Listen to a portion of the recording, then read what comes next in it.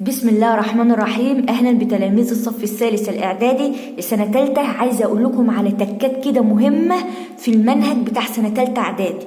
بص بقى ركز معايا، هنا بيتكلم على معدل المواليد. انت عارف ان اعلى دوله في معدل المواليد مين؟ افريقيا. واقل دوله في معدل المواليد مين؟ اوروبا. جه في سنه من السنين سؤال اختياري وقال دولتين قارتين بيتساووا في معدل المواليد، وكان في اختيار كتير. انت بقى هتختار ايه؟ لان مش متذكره. اسيا واستراليا الاتنين بيتساووا في معدل ايه؟ المواليد 18. امريكا الشماليه وامريكا الجنوبيه بيتساووا الاتنين في معدل المواليد 17. دي تكات مهمه للطالب الشاطر.